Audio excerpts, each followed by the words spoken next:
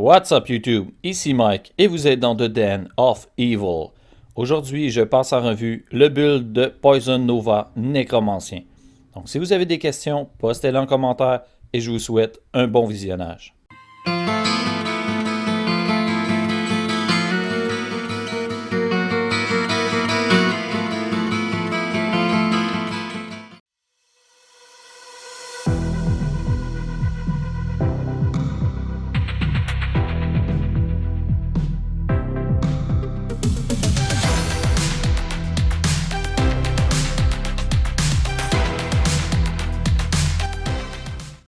Hey, me revoilà et je commencerai par vous expliquer comment placer vos points de stats et vos skills pour ce build de Nécromancien. Et commençons par les points de force.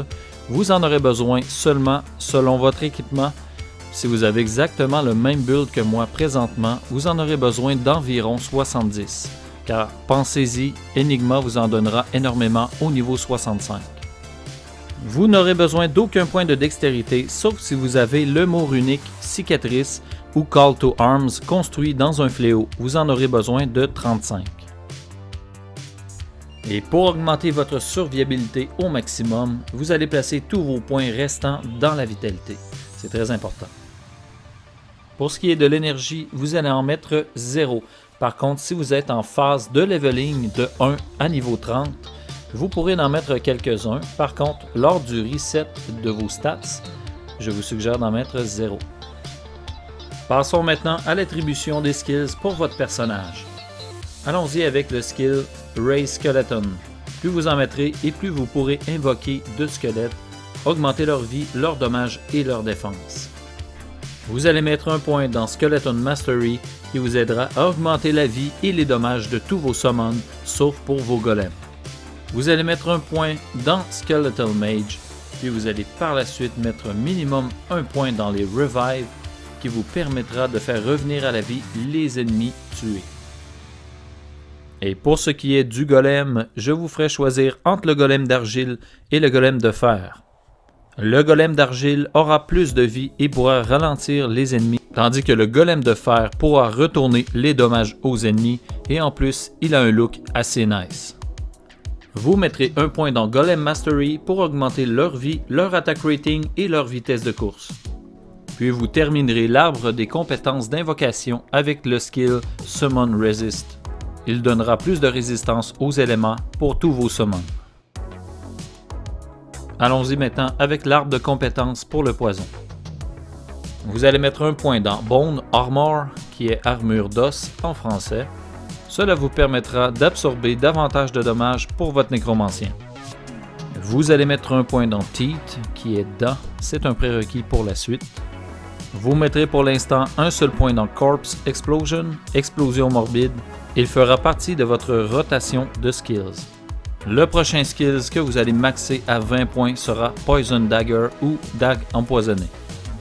Vous allez mettre aussi 20 points dans Poison Explosion. Et bien sûr, vous allez mettre 20 points dans votre skill principal Poison Nova. Comme vous le voyez, Poison Dagger et Poison Explosion vous donnent chacun 10% de dommages supplémentaires à chaque niveau. Passons finalement au sort de malédiction. Vous ne mettrez absolument rien dans la rangée de gauche et vous allez mettre un point dans chacune des autres malédictions de l'arbre. Par contre, je n'expliquerai pas en détail ce que font chacune d'entre elles, mais celle dont vous utiliserez le plus est la dernière, Lower Resist ou Résistance moindre. Grâce à elle, vous allez être capable de briser l'immunité des ennemis au poison, ce qui fait d'elle votre malédiction principale. Lors de votre phase de leveling, je vous suggère de mettre des points dans Teeth et Bone Spear. Ce sera beaucoup plus facile pour vous de tuer les ennemis en bas niveau. Allons-y maintenant avec l'équipement de notre ami. La baguette ultime pour nécromancien, la Death Web, vous donne plus 2 to all skills, plus 2 au poison, un énorme boost à la réduction des résistances de l'ennemi. Dans l'exemple suivant, il aurait été serti avec un joyau unique, plus 5, moins 5 au poison. Pour le casque, Shaco bien sûr, pour le 2 to all skills, la vie, la mana, les dommages réduits et le Magic Find. L'amulette Maras vient au rang numéro 1 pour le plus 2 to all skills, les attributs et le All Resist. Homunculus est sans doute le meilleur bouclier pour Nécromancien, plus 2 au Curse, plus 2 aux Skills, du Faster Cast Rate, de l'All Resist, et dans ce cas-ci, il a été serti avec un joyau unique de poison, plus 5, moins 5.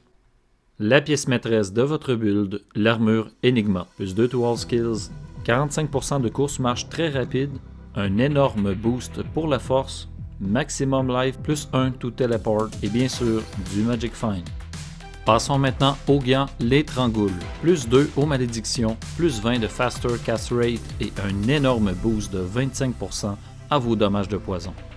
Vous aurez besoin aussi de Arachnid Mesh, plus 1 to all skills, un 20% de faster cast rate et de la mana. Et pour ce qui est des bottes, à ma préférence, j'y vais avec Sandstorm Trek. Par contre, vous pourriez y aller aussi bien pour les War Traveler.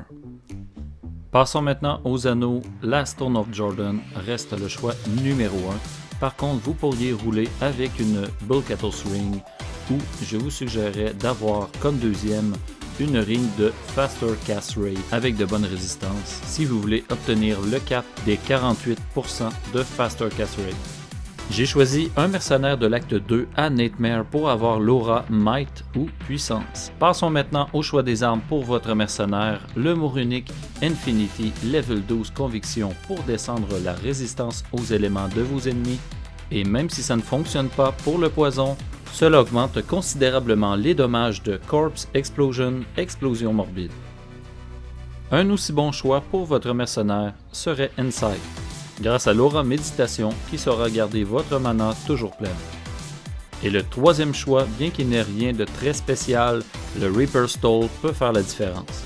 En termes d'armure, j'irai avec Fortitude en numéro 1 pour le boost de dommages à votre mercenaire, mais l'armure Treachery, qui est très facile à construire, est un excellent choix aussi.